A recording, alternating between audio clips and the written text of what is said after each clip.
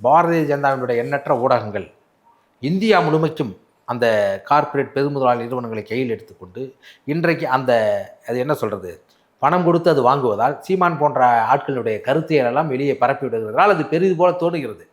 ஏன்னா இவர் ஒரு சர்ச்சையில் இருக்கணும். ஊடகத்தில் உண்மையை பேசுவத சர்ச்சையான கருத்துக்களை பேசினால் இப்போ சொல்கிறாங்க இல்லையா, நம்ம தான் முதன்மையாக இருக்கோம், அதான் ட்ரெண்டிங்கில் இருக்கோம் அப்படிங்கிறத தக்க வைத்து கொள்வதற்காக அங்கே போனது நீங்கள் பாரதியாரை பற்றி பேசுவது. பாரதியார் ஒரு சிறந்த கவிஞர், அதில் எந்த மாறுபாடும் எனக்கு இல்லை. ஏன்னால் பாரதியாரை நான் கம்யூனிஸ்ட் குடும்பமாக இருந்ததனால் அன்றைக்கு ஜீவானந்தம் அவர்கள் தான் தமிழ்நாடு கலை இலக்கிய பெருமன்றம் என்று ஆரம்பித்து பாரதியாரையும் கம்பெனியும் தெரு தெருவாக தூக்கி சேர்த்தவர் அவர் தான். எண்ணற்ற சிறந்த பாடல்கள் இருந்தால் கூட முழுமையாக ஆராய்வது பாரதியார் மொத்தம் எழுதிய கவிதை தொகுப்பு 310. அதில் தமிழையும் தமிழ்நாட்டையும் பற்றி எழுந்த 6 கவிதைகள். அதிலையும் கூட அவர் சிங்கள தீவிற்கு ஒரு பொண்ணு எழுதியிருக்கிறார். அதுவே முரண்பாடான விஷயம் தானே தமிழ் தேசியர்களுக்கு.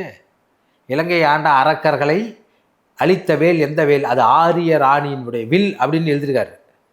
அதாவது நான் எதுக்கு சொல்கிறேன்னா அதெல்லாம் இருக்கும். அதையும் தாண்டி அவர் எது இறந்து விட்டார், 39 வயதில் இறந்து விட்டார், அதில் எது என் தமிழ் தேசிய விடுதலைக்கு பயன்படுகிற பாடலோ அதை நான் எடுத்துக்கொள்ள வேண்டும். அதே மாதிரி தான் 94 ஆண்டு ஆள பெரியாரிடம் எது தமிழ் தேசிய விடுதலைக்கு ஒத்து வருமோ அந்த கருத்துக்களை நான் எல்வாங்கி கொண்டு எனக்கு இதுவரைக்கும் கிட்டத்தட்ட 2500 ஆண்டுகளுக்கு மேலாக என் இனத்தை, மொழியை, நிலத்தை வீழ்த்தி கொண்டிருக்கிற, எனது பண்பாட்டை வீழ்த்தி கொண்டிருக்கிற ஆரியத்தை எதிர்ப்பதற்கு எதுவெல்லாம் பயன்படுமோ அதை நான் கையெடுத்து கொண்டு போராட வேண்டும் ஒழிய எதுவெல்லாம் ஆரியம் தவறு எது என்று சொல்கிறதோ அதையே இவர் செய்வது மாபெரும் தவறு.